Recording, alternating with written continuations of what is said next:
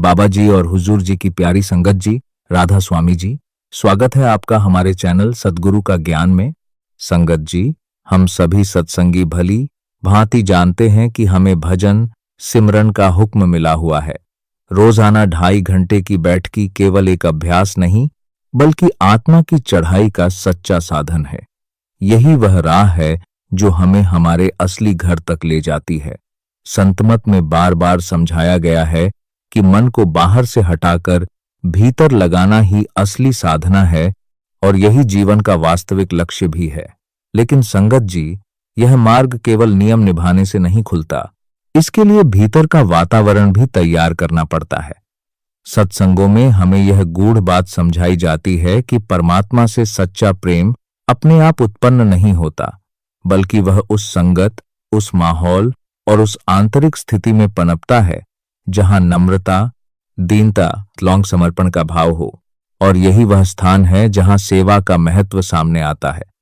सेवा केवल एक बाहरी क्रिया नहीं है, बल्कि यह मन को झुकाने की एक दिव्य प्रक्रिया है। जब हम निस्वार्थ भाव से सेवा करते हैं, बिना किसी अपेक्षा, बिना किसी मान सम्मान की इच्छा के, तो धीरे धीरे हमारा कठोर मन पिघलने लगता है। अहंकार, जो भजन सिमरन की सबसे बड़ी रुकावट है, वह सेवा के द्वारा ही टूटता है। संगत जी, जब तक मन में मैं और मेरा का भाव है, तब तक हम मालिक की कृपा को पूरी तरह ग्रहण नहीं कर सकते। इसीलिए संतमत में कहा गया है कि हमें इतना नीचे बनना है कि हम उसकी दया और प्रेम को समा सकें। सेवा हमें यही सिखाती है, झुकना, सहना और प्रेम देना।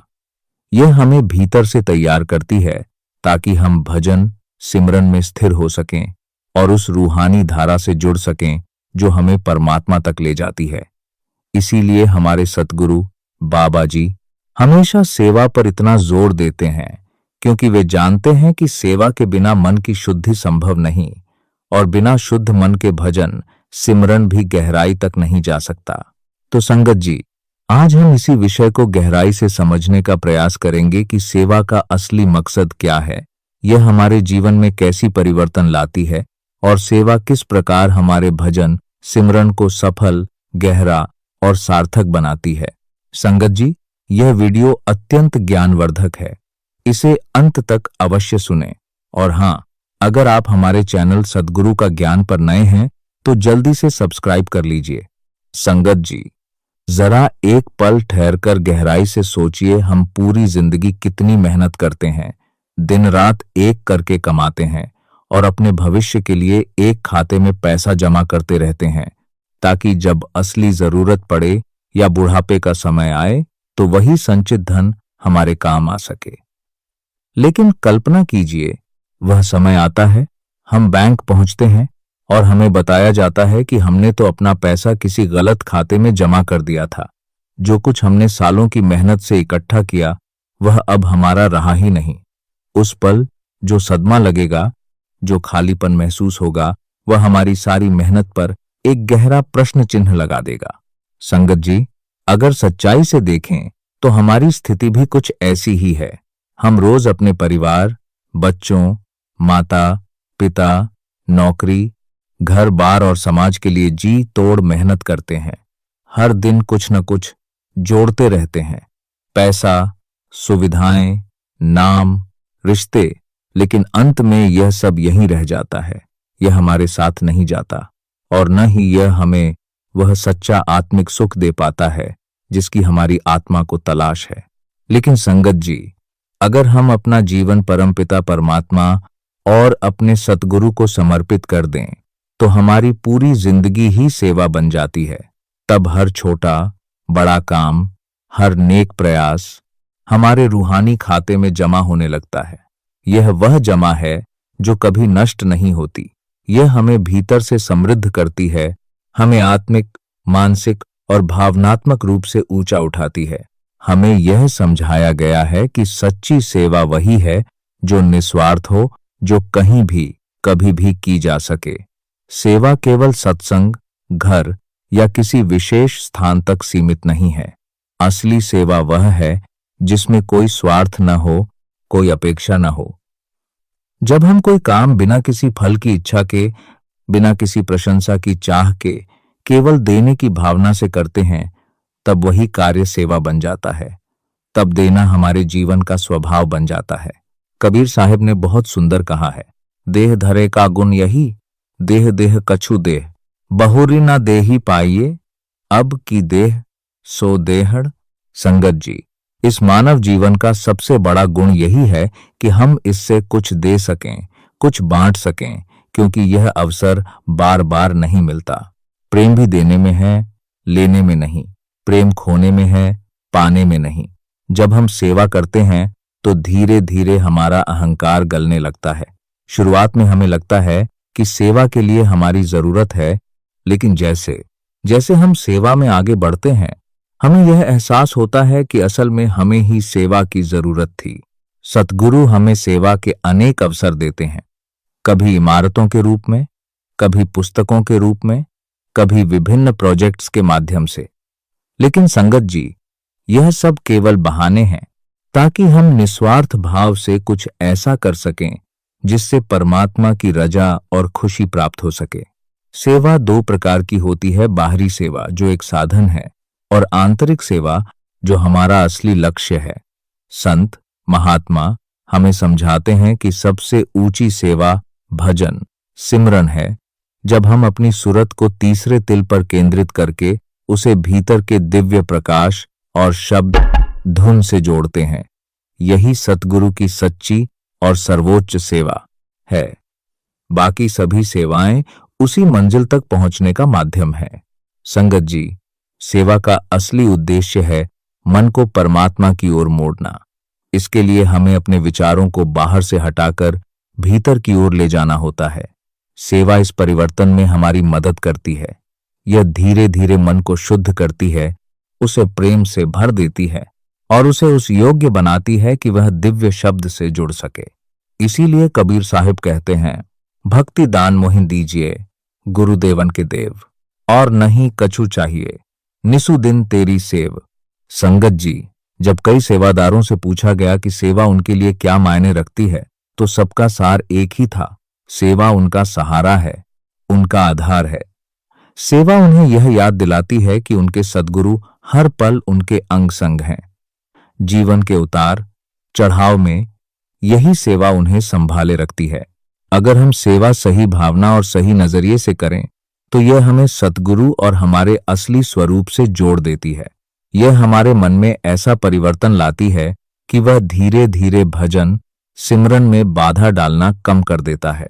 असली भोड रूप संतों ने समझाया है कि हम सब एक ही जंजीर की कड़ियां हैं, कोई भी छोटा या बड़ा नहीं है। चाहे कोई रसोई में सेवा कर रहा हो या कोई बड़े प्रोजेक्ट का संचालन कर रहा हो, हर व्यक्ति उतना ही महत्वपूर्ण है। हर सेवा इस दिव्य श्रृंखला की एक आवश्यक कड़ी है। कहा भी जाता है, संगत जी, हम सेवा नहीं करते बल्कि सेवा हमसे करवाई जाती है। सबसे बढ़कर सेवा सद्गुरु के प्रति हमारे प्रेम की अभिव्यक्ति है। 1930 के दशक में जब डेरा में सत्संग घर बन रहा था, तब एक अमीर ठेकेदार ने पूरी इमारत बनाने की सेवा अपने ऊपर लेने की इच्छा जताई। लेकिन बड़े महाराज जी ने कहा कि वे चाहते हैं कि हर सत्संगी, चाहे वह अमीर हो या गरीब, जवान हो या बूढ़ा, इस सेवा में भाग ले, क्योंकि प्रेम से किया गया छोटा से छोटा योगदान भी उनके लिए अनमोल है। संगत जी, एक सच्चा सेवादार वही होता है जो सबके साथ मिलकर काम कर सके। सेवा केवल काम करना नहीं है, बल्कि किसी को खुश करने की भावना है। जब हम किसी को खुश करते हैं तो हम सतगुरु को खुश करते हैं। ऐसे प्रेम और सकारात्मकता से भरे वातावरण में हमारा मन शांत होता है और हम गहराई से भजन सिमरन कर पाते हैं। तब हमें सतगुरु अपने अंग संग अनुभव होने लगते हैं। जैसा कि दादू दयाल कहते हैं, आगे पीछे संगी रहे, आप उठाए भार। संगत जी, जब हम गहराई से समझते हैं तो स्पष्ट होता है कि सेवा केवल एक बाहरी क्रिया नहीं, बल्कि भजन सिमरन को सफल, गहरा और सार्थक बनाने की आधारशिला है। सेवा मन को झुकाती है, और जब मन झुकता है तभी वह भीतर टिकने योग्य बनता है। भजन सिमरन की सबसे बड़ी बाधा हमारा अहंकार हमारी इच्छाएं और हमारे संचित कर्म होते हैं, और सेवा इन्हीं तीनों पर सीधा प्रहार करती है। जब हम निस्वार्थ भाव से बिना किसी अपेक्षा के प्रेम पूर्वक सेवा करते हैं तो हमारे भीतर का मैं धीरे धीरे गलने लगता है। संगत जी, यही मैं हमें बाहर की दुनिया में बांध कर रखता है और यही हमें भीतर की यात्रा से रोकता है। जैसे जैसे सेवा के द्वारा यह पर्दा पतला होता है, वैसे वैसे भजन सिमरन में हमारी सूरत टिकने लगती है, ध्यान गहराने लगता है और भीतर की शांति का अनुभव होने लगता है। संत मत के अनुसार आत्मा को विभिन्न रूहानी मंडलों को पार करते हुए अपने मूल स्थान सचखंड तक पहुंचना है। लेकिन यह यात्रा केवल तकनीक से नहीं बल्कि पात्रता से पूरी होती है। सेवा हमें वही पात्रता प्रदान करती है। जब हम सेवा करते हैं तो हमारे पुराने कर्म धीरे धीरे कटने लगते हैं, क्योंकि सेवा में किया गया हर निस्वार्थ कर्म हमारे कर्मों के बोझ को हल्का करता है। यह ऐसा है जैसे हम अपने ऊपर चढ़े हुए भारी बोझ को एक एक करके उतार रहे हों। संगत जी, जब तक यह कर्मों का भार बना रहता है तब तक आत्मा ऊपर नहीं उठ पाती, वह बार बार नीचे खिंच जाती है। लेकिन सेवा उस बोझ को कम करती है और हमें भीतर की उड़ान के लिए हल्का बनाती है। जैसे जैसे हम सेवा में आगे बढ़ते हैं, सद्गुरु की दया और मेहर भी हम पर बरसने लगती है। यह कोई बाहरी पुरस्कार नहीं है बल्कि एक आंतरिक परिवर्तन है। मन में विनम्रता आती है, विचार शुद्ध होते हैं और भजन सिमरन में रस आने लगता है। पहले जहां बैठना एक संघर्ष लगता था, वहीं अब वही बैठकी एक आनंद का स्रोत बन जाती है। सूरत धीरे धीरे ऊपर उठने लगती है और साधक रूहानी मंडलों की सूक्ष्म अनुभूतियों को पार करता हुआ आगे बढ़ता है। यह सब केवल हमारे प्रयास से नहीं बल्कि सेवा के माध्यम से प्राप्त हुई सतगुरु की कृपा से संभव होता है। इसलिए संगत जी, सेवा और भजन सिमरन एक दूसरे के पूरक हैं। सेवा हमारे भीतर की जमीन को तैयार करती है और भजन सिमरन उस जमीन में प्रेम और नाम का बीज बोता है। जब यह दोनों साथ चलते हैं तभी आत्मा की सच्ची प्रगति होती है। अंततः सेवा हमें इतना निर्मल और हल्का बना देती है कि हम सहज रूप से उस दिव्य धारा से जुड़ सकें और उसी के सहारे रूहानी मंडलों को पार करते हुए अपने असली घर सचखंड तक पहुंच सकें। यही सेवा का असली फल है और यही हमारे जीवन का परम उद्देश्य है। संगत जी, अंत में सबसे महत्वपूर्ण बात यही समझने की है कि बाहरी सेवा चाहे कितनी भी की जाए, उसका अंतिम उद्देश्य हमें उस असली सेवा तक ले जाना है और वह है भजन सिमरन। संतमत बार बार हमें यही समझाता है कि असली सेवा भीतर की सेवा है, जहां हम अपनी सूरत को समेटकर तीसरे तिल पर टिकाते हैं और उसे शब्द धुन से जोड़ते हैं। यही वह सेवा है जो सीधे सद्गुरु तक पहुंचती है। यही वह साधना है जो आत्मा को उसके असली घर की ओर ले जाती है। संगत जी, हमें यह अवसर यूं ही नहीं मिला। मानव जन्म, नामदान, सतगुरु का सानिध्य, ये सब अनमोल दान है और अब हमारी जिम्मेदारी है कि हम इसका पूरा लाभ उठाएं। इसके लिए सबसे जरूरी है नियमितता और सच्चाई। रोजाना की बैठकी, चाहे मन लगे या न लगे, हमें निभानी ही है। अमृत वेला का समय सुबह 3 से 6 बजे के बीच सबसे उत्तम माना गया है, क्योंकि उस समय वातावरण शांत होता है, संसार की तरंगें कम होती हैं और मन अपेक्षाकृत स्थिर रहता है। अगर हम इस समय उठकर भजन सिमरन करते हैं तो उसकी गहराई और प्रभाव कई गुना बढ़ जाता है। लेकिन संगत जी, केवल समय पर बैठ जाना ही पर्याप्त नहीं है। हमें अपने पूरे जीवन को भी इस साधना के अनुकूल बनाना होगा। संतों ने इसलिए कहा है, कम सोना, कम बोलना और कम खाना। इसका अर्थ यह नहीं कि हम अपने शरीर को कष्ट दें, बल्कि इसका मतलब है संयम और संतुलन। अधिक सोने से आलस्य बढ़ता है और मन भारी हो जाता है।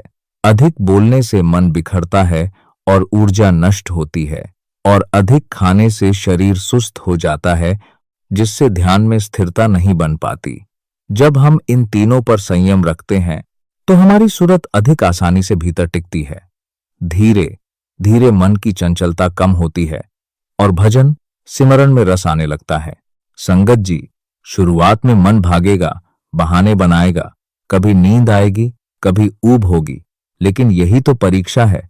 हमें हार नहीं माननी। हमें यह याद रखना है कि हर बार जब हम मन को पकड़कर वापस लाते हैं तो हम एक कदम आगे बढ़ते हैं। यह संघर्ष ही हमारी कमाई है। सतगुरु हमारी हर छोटी कोशिश को देख रहे हैं और उनकी दया हर पल हमारे साथ है। हमें केवल अपनी तरफ से सच्चा प्रयास करना है। धीरे धीरे जब हम नियमित अभ्यास करते हैं तो एक समय ऐसा आता है जब भीतर शांति का अनुभव होने लगता है। सूरत थोड़ी देर के लिए टिकने लगती है और एक अलग ही सुकून मिलता है जो इस दुनिया की किसी भी चीज से नहीं मिल सकता। यही वह संकेत है कि हम सही दिशा में जा रहे हैं। संगत जी, यह मार्ग आसान नहीं है, लेकिन असंभव भी नहीं है। जिन संतों ने इस राह को तय किया है, उन्होंने भी इसी तरह छोटे छोटे कदमों से शुरुआत की थी।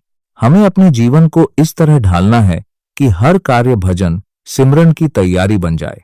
दिन भर में जितना हो सके नाम का स्मरण करते रहें, मन को व्यर्थ की बातों से बचाएं और अपने भीतर एक जागरूकता बनाए रखें कि हमारा असली उद्देश्य क्या है। सेवा, सत्संग और सिमरन, इन तीनों को अपने जीवन का आधार बना लें। सेवा से मन झुकता है, सत्संग से समझ बढ़ती है और सिमरन से आत्मा ऊपर उठती है। संगत जी, यह जीवन बहुत कीमती है और समय बहुत तेजी से बीत रहा है। हमें यह नहीं सोचना चाहिए कि अभी तो बहुत समय है, क्योंकि जो समय आज है वही सबसे महत्वपूर्ण है।